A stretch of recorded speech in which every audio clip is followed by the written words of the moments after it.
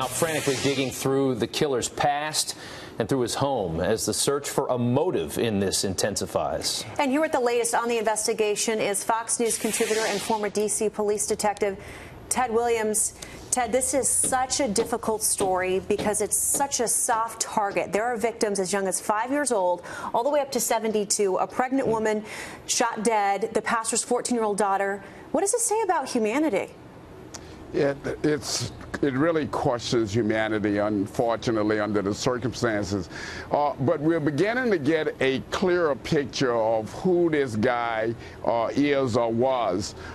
It is no doubt about it that he himself, from what I understand, that may have had relatives that attended the church in question, comes across the street, shoots these individuals. This happened where you would least expect it, Rob and Jackie, and that is in small-town America. You know, when I took a look at the photos when the name came out last night, and you start taking a look at some of the pictures and stuff, you can almost see, I mean, there has to be some kind of a sickness in people that do something like this. I think that goes without saying. But in one picture in particular, it almost reminded me of the photo of the kid that did the Newtown shooting, the school massacre. There's got to be something that has to be done about mental illness in this country, wouldn't you say, at this point? Oh, absolutely. You know, we say when you see something, say something.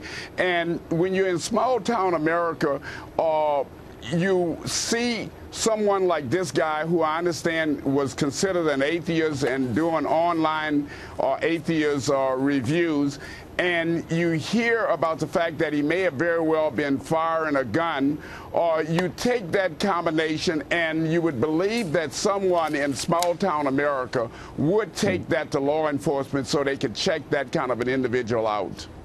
Thank goodness for that armed citizen who grabbed a rifle and chased off this guy. If it wasn't for him, who knows how many more people might have died. 26 people so far dead there, but he chased him off with his rifle.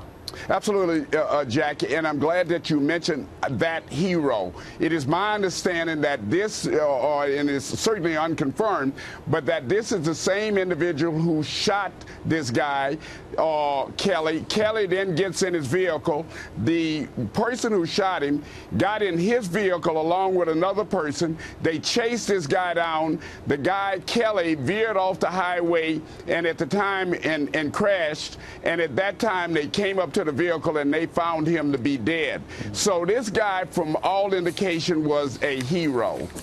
You're a law enforcement officer. I want to go back to preventing things like this from happening. You said that if you see something like this, you have to say something. But okay, so you know somebody you think is weird and has a lot of guns. If you go to a police officer with that, they can't do anything at that point. The person has not committed any crimes. He owned that gun legally, right? Well, yes, I'm a lawyer also, and I can tell you you're right about what you're saying, but I don't know if you can say that someone who is mentally ill or under mental distress legally and lawfully own the gun.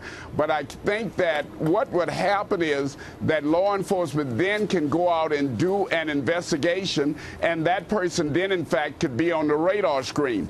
And this guy, Kelly, was not on the radar screen. He didn't have a criminal record. The only thing he had was a dishonorable discharge in 2014 from the Air Force.